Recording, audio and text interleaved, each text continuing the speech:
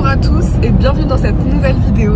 Aujourd'hui on est à San Francisco, ça change de Los Angeles, c'est pas du tout la même ambiance et on pouvait pas être là et passer à côté de la Silicon Valley. Donc aujourd'hui on y va, on s'est programmé un petit tour.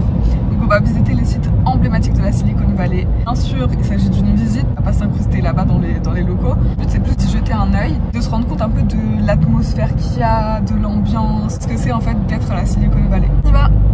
Là on s'approche de la Silicon Valley. On n'y est pas encore.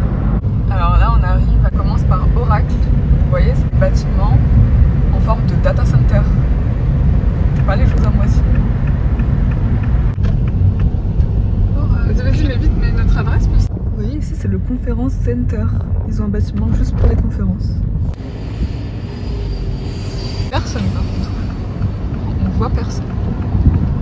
La fontaine et tout c'est trop mignon. Oracle. Je me demandais pourquoi la Silicon Valley s'appelait la Silicon Valley. Et en fait c'est parce que silicon veut dire silicium en français. Et le silicium c'est un matériau clé utilisé dans les semi-conducteurs et les microprocesseurs, donc en référence à la tech. Voilà, c'était la minute culture du jour. Et regardez typiquement Cybertruck. Voilà, on est bien à la Silicon Valley là. Là on arrive dans les locaux de Meta, Facebook, mais du coup ils ont changé leur logo. Avant il y avait un gros pouce bleu et maintenant c'est Meta. Je regardais tout ça, c'est le campus. C'est marrant, c'est pas sous forme de grands buildings cette fois-ci du coup. C'est totalement différent de ceux d'Oracle. C'est plein de petits bâtiments comme ça. Alors, c'est ici, avec les petits bâtiments colorés. Ici, il n'y avait pas grand chose à voir, à part les quelques bâtiments légèrement colorés. De l'extérieur, il n'y a pas grand chose qu'on peut voir du campus. Maintenant, on va passer à l'autre étape. L'autre étape, c'est le garage de HP qui est au cœur de la Silicon Valley. Donc là, on sera en plein dedans. Donc pour ça, on entre dans Palo Alto.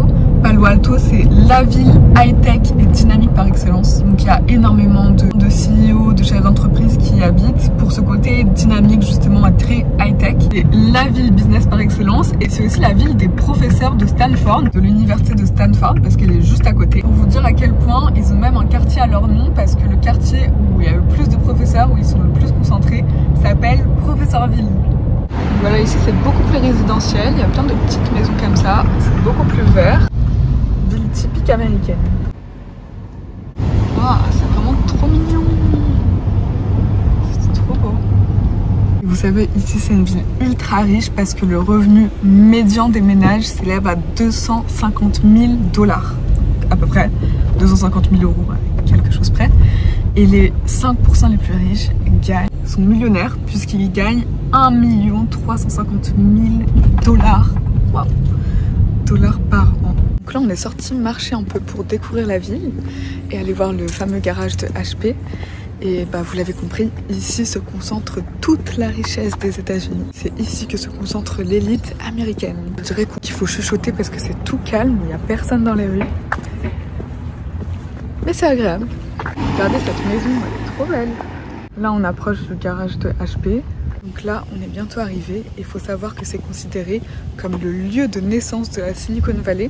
Parce que c'est dans cet ancien garage que HP, enfin que Hewlett et David ont créé leur premier produit en 1930. Le premier produit c'était un oscillateur audio de précision. Je crois que c'est là. Hein.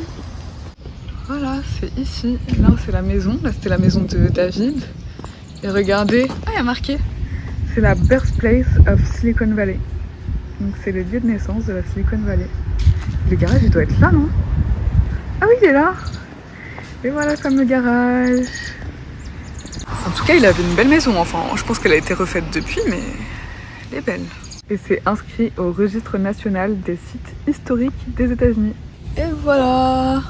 Maintenant on va en profiter d'être juste à côté de l'université de Stanford pour y faire un tour. Ils ont mis un message par rapport au JO. Pour nos athlètes à Paris et ceux qui s'entraînent pour demain, on vous encourage, Stanford. Donc là on est en train de se promener dans le campus de Stanford. Donc Stanford c'est l'une des universités les plus prestigieuses du monde. Il y a notamment le CEO actuel de Google qui a étudié là. Il y a Elon Musk, Larry Page, le fondateur de PayPal. Et il y a aussi un grand nombre des ingénieurs de la Silicon Valley qui ont étudié là. Il y a aussi une section pour les athlètes. C'est pour ça qu'il y avait le message au début sur les JO. Et voilà. Ça c'est le Visitor Center et ensuite on a des amphis un peu cassés partout. dans les arbres, c'est très vert, c'est trop agréable.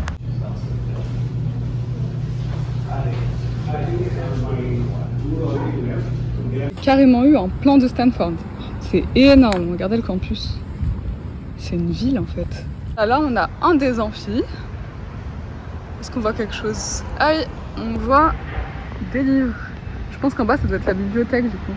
Et là on a le bâtiment des alumni, juste ici. Il est énorme, il fait tout ça derrière. Alumni Center. Et là on a un autre amphi. Il a l'air trop beau, on va essayer de voir plus près. Je me disais comment ils font ceux qui ont besoin de traverser tout le campus. En fait, soit en voiture, soit en voiturette comme ça.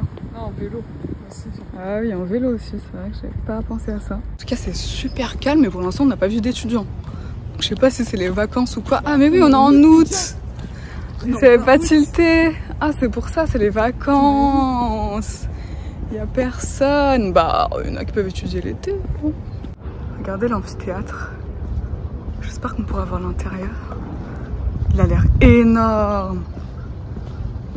Oh, et toutes les tables à côté. Ah ouais, carrément, ils ont mis no filming or photo allowed. Ok, ça a l'air très sympa en tout cas. J'aurais bien étudié ici. Hein. Là, on a bien visité le campus de Stanford. Ça nous a donné un peu faim tout ça. Donc là, on est juste à la sortie du campus. Il y a plein de petits restos. Donc on va manger et on a repéré un super bon café apparemment qui s'appelle Douce France, comme par hasard.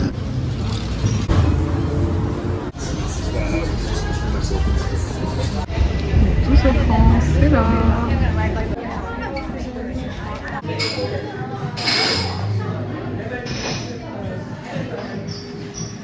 Il y a des croques madame. Voilà le petit sandwich. On est venu aux États-Unis pour manger des sandwichs, mais non mais ça va, le pain il a l'air pas mal.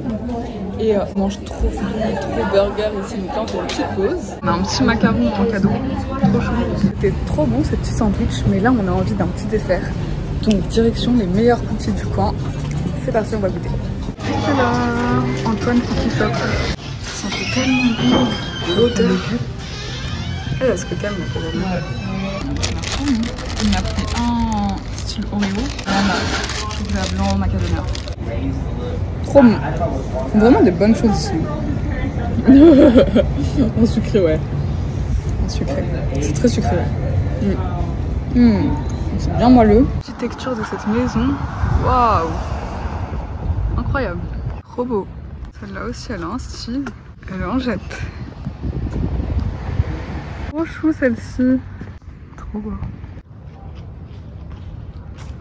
Direction Mountain View. On va voir le campus de Google. Ah, les campus de Google sont ici. Vas-y, rentre celle-là. C'est un peu plus loin, attends. On a une entrée spéciale pour les visiteurs qui est indiquée. On reconnaît bien qu'on arrive chez Google là. Toutes les couleurs avec les petits vélos aussi aux couleurs de Google. Ces vélos, ils sont utilisables en libre service. On peut les prendre comme ça pour se balader dans le campus. Apparemment, on n'a pas le droit de circuler ici en voiture. Il y a pas de parking. Mets l'adresse s'il te plaît. Partout les logos Google. Non, encore là. Bon, malheureusement, on n'a plus du tout le temps, donc on n'a pas pu explorer le campus à fond. Mais il y a plein de choses. Il y a les statues Android, les statues Google. Je regarde un historique de tous les logos qu'ils ont. Vous voyez, Android de chaque génération. Et ils les disposent à part chaque année en agrémentant le nouveau logo.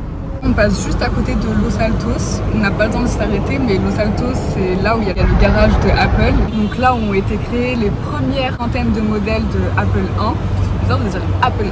C'est à Los Altos qu'habitait Steve Jobs depuis qu'il est enfant. Et là aujourd'hui, c'est aussi devenu le quartier pour ceux qui veulent habiter dans un endroit calme, loin de la frénésie de Silicon Valley avec le côté plus high-tech. Là-bas, c'est ambiance très champêtre, très familiale, promenade en cheval. C'est parfait pour ceux qui travaillent à la Silicon Valley et qui cherchent plus de calme. Donc voilà, j'aurais bien aimé faire plus de choses, mais en fait c'est long quand même de visiter toute la Silicon Valley. Il nous a manqué surtout explorer plus le campus de Google, ça on aurait bien aimé le faire.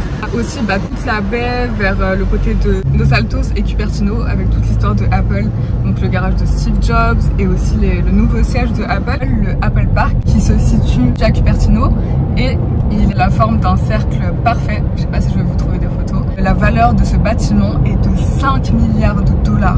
Vous vous rendez compte? C'est énorme. Par contre là, contrairement aux autres sièges qu'on a vus, celui-ci vraiment accessible. En fait, on peut tout simplement pas y accéder sans mettre avant. Il y a des grilles, il y a des postes de sécurité, il y a des agents, donc impossible d'y accéder. Là, en tout cas, c'est tout pour cette vidéo. J'espère qu'elle vous a plu. Je vous fais de gros bisous. N'hésitez pas à vous abonner si c'est pas déjà le cas. Et je vous dis à bientôt.